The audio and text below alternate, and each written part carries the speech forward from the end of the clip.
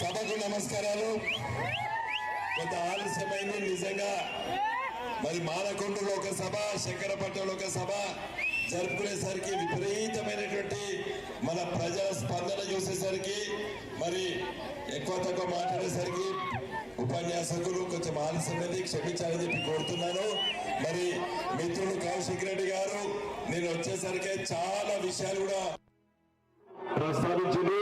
మరి వేదికపై ఉన్నటువంటి మన మున్సిపల్ చైర్పర్సన్ రాజేశ్వర గారు, అదేవిధంగా సోదరమల్లి జిల్లా పరిషత్ చైర్మన్ విజయక్క గారు, మరి vice chairman KTCC Pingili Ramesh గారు, టౌన్ అధ్యక్షుడు రాజ్ కుమార్ గారు, పెద్దలు బండ శ్రీన్ గారు, ఎంపీపీ మమతా దుర్గాప్రసాద్ గారు, పావని గారు, వెంకటేష్ గారు, అదేవిధంగా మిత్రులు కెవి శ్రీనివాస్ గారు, ఎక్స్పీ రవీందర్ రెడ్డి గారు, సర్పంచులు, ఎంపీటీసీలు, చాలా మంది సీనియర్ నాయకులు అందరికీ మరి పేరు పేరున నా నమస్కారాలు.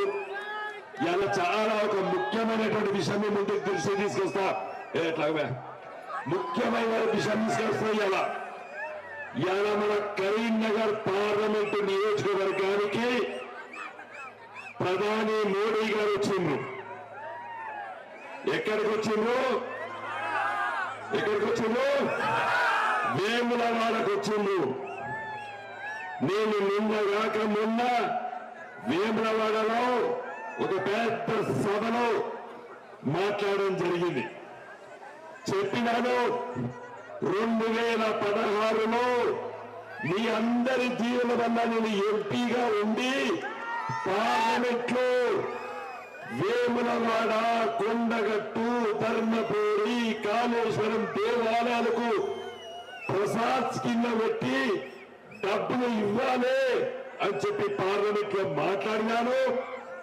తర్వాత గౌరవ ముఖ్యమంత్రి, ఆనాటి ముఖ్యమంత్రి కల్వకుంట్ల చంద్రశేఖరరావు గారితో లిఖిత పూర్వకమైనటువంటి లేఖ రాసుకొని పోయి శర్మ గారు, కేంద్ర మంత్రి గారు, కల్చరల్ అఫైర్స్ మినిస్టర్ గారికి ఇచ్చిన చేస్తాం చూస్తామని హామీ ఇచ్చిండ్రు.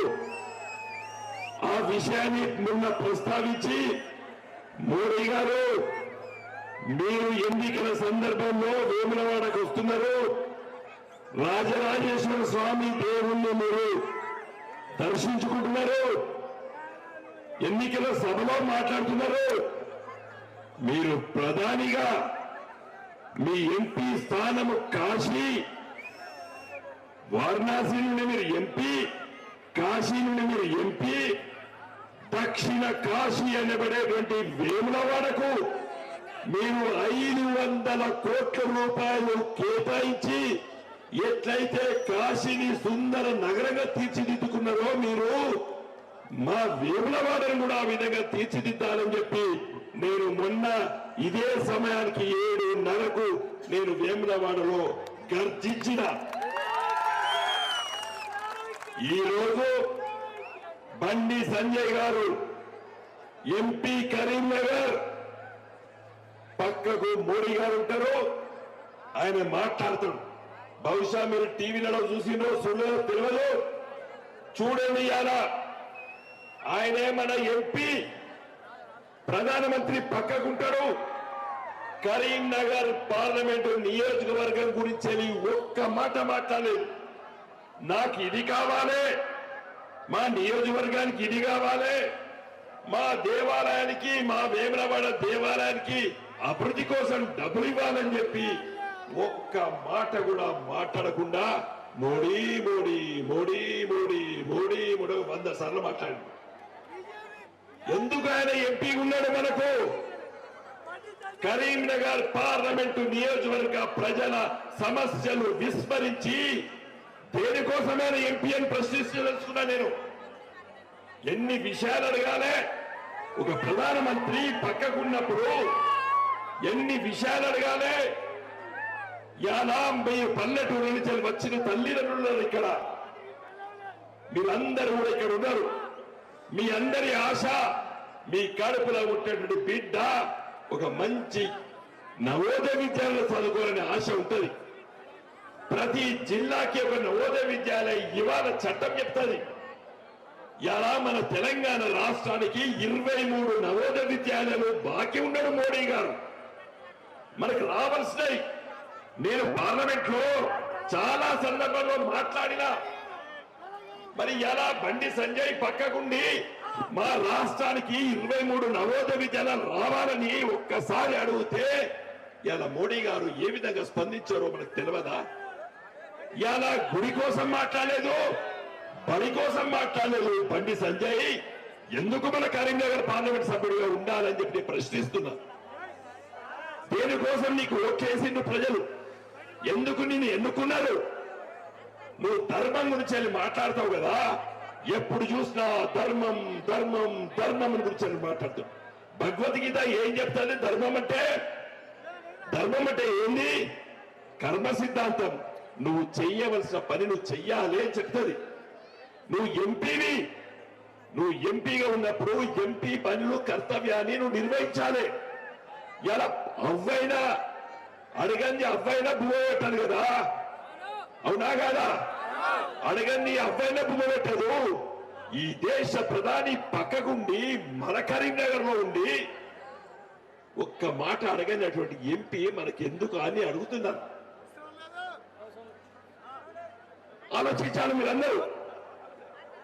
మీరే కాదు, ఈ టీవీల ద్వారా ఈ పేపర్ల ద్వారా నేను ప్రశ్నించదలుచుకున్నాను.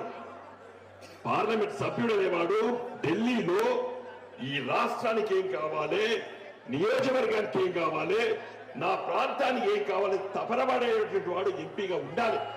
నేను చెప్తా, మీ అందరి దీవెన వల్ల నేను 2 సార్లు ఎంపీ అయినా జమ్మికుంట ప్రజల ఆశీస్సులతోని ఒకసారి తెలంగాణ కోసం పోరాటం చేసిన. ఆ రోజు కేసీఆర్ గారి నాయకత్వాన గులాబీ జెండా పెట్టిన తర్వాత 2004లో ఇక్కడ ఈటల రాజేందర్ గారు ఎమ్మెల్యే గెలిచిండు కమలాపురంలో, నేను హన్మకొండ ఎంపీగా గెలిచినము. ఆ రోజు కేసీఆర్ గారి నాయకత్వాన గులాబీ జెండా కోసం పోరాటం చేసి ఢిల్లీలో 32 రాజకీయ పార్టీలను ఒప్పించి తెలంగాణ రాష్ట్రాన్ని సాధించిన.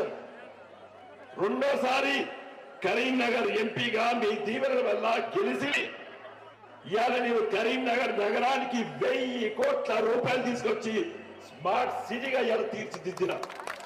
మీలాంటి జమ్మికుంట, వేరువంక, కమలాపురం, హుజురాబాదు వాస్తవంలో కరీంనగర్ నగరం పోవాలంటే అలుగునూరు బ్రిడ్జి దూరం తిరగకుండా చక్కగా పోవాలని చెప్పి ఇలా కేబుల్ బ్రిడ్జ్ నిర్మించిన నేను. మీరు రోజు 1000 బ్రిడ్జ్. అదే కాదు, ఇలా జగిత్యాల, కరీంనగర్, వరంగల్ కు పోయేటువంటి జాతీయ రహదారి, 4 రహదారులు జాతీయ రహదారి, అది హుజురాబాద్ ఆవల వైపు నుండి పోయేది ఉండే. మన జమ్మికుంట ప్రజలు అటు వరంగల్ పోవాలన్నా ఇటు కరీంనగర్ పోవాలన్నా హుజురాబాద్ దాటిపోవాలంటే మీకు ఆలస్యం అవుతుందని చెప్పి ఆలోచించి నేను హుజురాబాదు జమ్మికుంట మధ్యలోకి వెళ్ళిపోయేటట్టు చేపించిన. నేను అటు పోయే రోడ్డును ఇది తీసుకొచ్చిన. ఎందుకంటే రేపు ఇయ్యాల కాకుండా ఇంకో 5 ఏళ్లకు 10 ఏళ్లకి ఈ హుజురాబాదు జమ్మికుంట కలిసిపోయి ఒక పెద్ద నగరంగా ఇది ఆవిర్భించాలని చెప్పి ఆశించిన నేను. ఇది ఎంపీ అనేవాడు చేయవలసిన పని. ఇక్కడ ఉన్నటువంటి కృషి విజ్ఞాన కేంద్రం పెద్దలు జనార్దన్ రెడ్డి గారి నాయకత్వాన్ని ఒక 30-40 ఏళ్ల కింద పడ్డది. నేను ఆ ఢిల్లీలో కొట్లాడి ఒక ప్రతిపాదన చేసిన వ్యవసాయ కళాశాల రావాలని చెప్పి. దురదృష్టవశాత్తు 5 ఏళ్ల కింద నేను ఓడిపోయిన తర్వాత అది పక్కగా పడ్డది. ఈ బండి సంజయ్ దాని గురించి ఆలోచన చెయ్యలేదు. ఇంకా బిజిగిరి రైల్వే స్టేషన్ ఆరోపి. ఇంకా మీకు అన్నిటికంటే ఒక ముఖ్యమైన విషయం చెప్తా. ఈ మధ్య నేను కౌశిక్ రెడ్డి ఇద్దరం కలిసి మేమిద్దరం కూడా ఉప్పల్ రైల్వే స్టేషన్ కాడికి పోయినాం. అది చూస్తే మీకు తెలుస్తుంది. ఏమైనా 2 బ్రిడ్జిలు వచ్చినాయి మధ్యలో. ఏమైంది మధ్యలో? గదే వినోద్ కుమార్ కు బండి సంజయ్ కి చూస్తే అర్థమైంది కదా. ఇటు అటు రాష్ట్ర ప్రభుత్వం నిధులతో ఏం చేపించినా నువ్వు ఓడిపోయినావు. నా ప్రతిపాదన చేపించింది నేను. దాని పునాది రాయేసినప్పుడు మేమున్నాం. కానీ దురదృష్టవశాత్తు రైల్వే శాఖ దగ్గర తిరగలేక ఇప్పుడు అది 4 ఏళ్ళ బ్రిడ్జ్ అయి కంప్లీట్ అయ్యి దాన్ని ఎవరు పట్టించుకుంటలేడు. మిత్రులారా, ఇది ఒకటే కాదు, రేపు ఈ జమ్మికుంట, హుజురాబాద్ ఈ ప్రాంత అభివృద్ధి కోసం యువకుడు మా ఎమ్మెల్యే కౌశిక్ రెడ్డి నాయకత్వాన నేను ఎంపీ అయిన తర్వాత నేను మీకు హామీ ఇస్తున్నా, చెప్పింది చేసినాం, చెప్పని చాలా చేసినాం. నేను మీకు చెప్తున్నాను, యువకుడు ఆలోచన చాలా తేడా ఉంటుంది. ఇప్పుడు ఒక్కడే చెప్పిండు, నాకు ఆశ్చర్యం వేసింది. సెల్ ఫోన్ ఎందుకు పట్టుకోమన్నారు రానడుకున్నాడు. ఏదో అందరితో మాట్లాడతాడు అనుకున్నా. ఏం చేసిండు? లైట్ వేపించిండు. అది యువకులకి, కొత్త తరానికి అర్థమవుతుంది. నేను చెప్తున్నా కాబట్టి అవుట్ ఆఫ్ బాక్స్ థింకింగ్ అంటారు ఇంగ్లీష్ లో. కొత్తగా ఆలోచించే నేను చెప్తున్నాను, రానున్న రోజుల్లో కూడా ఈ ప్రాంత అభివృద్ధి కోసము మేమిద్దరము కేంద్రంలో ఏ ప్రభుత్వం ఉన్నా, కేంద్రంలో ఎవరు ప్రధానమంత్రి అయినా, కేంద్రంలో ఎవరు మంత్రులున్నా ఒక పార్లమెంట్ సభ్యుడిగా కౌశిక్ రెడ్డి గారు నేను ఈ ప్రాంత అభివృద్ధికి చెప్తున్నా. ఇప్పుడే సోదరమని నాకు చెప్పింది, అన్నా నువ్వు ఎప్పుడే చాలా చేసావు మర్చిపోయావని. రర్బన్ అనే ఒక స్కీము జమ్మికుంట రూరల్ గ్రామాలకు నేను ఆ రోజు ఢిల్లీలో ఉండి కొట్లాడి సాధించడం జరిగింది పార్లమెంట్ సభ్యుడిగా ఉన్నప్పుడు. మిత్రులారా, ఇట్లాంటి చాలా స్కీమ్స్ ఉంటాయి, చాలా అవకాశాలు ఉంటాయి. ఒకే ఒక విషయం చెప్పదలుచుకున్నాను. ఈ మధ్య నేను కౌశిక్ రెడ్డి చాలాసేపు డిస్కస్ చేసినాం. ఈయన అడిగిండు, సార్ మీ తరం ఒకటి, మా తరం ఒకటి, నా తర్వాత ఇంకా యంగ్స్టర్స్ కొత్త వాళ్ళు వచ్చిండ్రు, ఎవరు చూసినా నా దగ్గరికి ఉద్యోగ అవకాశాల కోసం తన్నాడుతున్నారు, బాధపడుతున్నారు, వాళ్ళకి ఏం చేయొచ్చు అని అడిగిండు. నేను చెప్పిన రేపు నేను ఎంపీ అయిన తర్వాత, మీ దీవెనల వల్ల ఎంపీ అయిన తర్వాత ప్రతి 3 నెలలకు 6 నెలలకు జాబ్స్ మేళా పెడతాం. ఈ ప్రాంతంలో కూడా పెద్ద కంపెనీలను తీసుకొస్తాం. హుజురాబాద్ నియోజకవర్గ హెడ్ క్వార్టర్స్ లో జమ్మికుంటలో పెడతాము. యువతరానికి ఉద్యోగ అవకాశాల కోసం ఆలోచన చేస్తాం. ఇదే కాదు, చాలా మంది యువకులు ఈ రోజు BA, MA, BCom, MCom, BSc, MSc, BTech, MTech చదివితే ఉద్యోగాలు కొన్నే దొరుకుతాయి.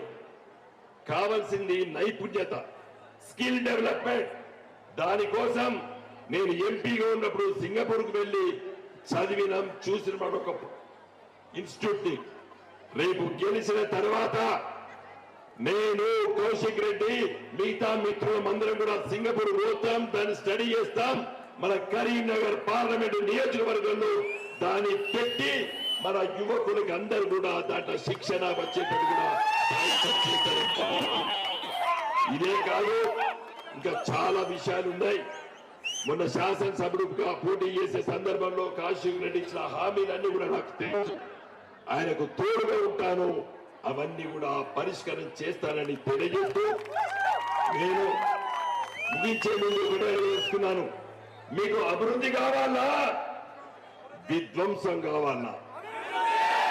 అభివృద్ధి కావాలా, విధ్వంసం కావాలా? ఇలా అభివృద్ధి కోరుకుంటున్నారు ప్రజలు. కాబట్టి అభివృద్ధి అంటే గులాబీ జెండా, విధ్వంసం అంటే Congress party, BJP party. Revanth Reddy ప్రభుత్వము అన్ని కూడా అబద్ధాల పునాది పైన ప్రభుత్వం ఏర్పడ్డది. 2 లక్షల మాఫీ అన్నాడు, ఉన్నదా? హామీ ఇచ్చిండా? ఆడబిడ్డలకి 2500 రూపాయలు ఇస్తా అన్నాడు, మహాలక్ష్మి ఇచ్చిండా? అమ్మా ఇవ్వలేదు. 500 రూపాయలు సిలిండర్ అన్నాడు, ఇచ్చిండా? ఇవ్వలేదు.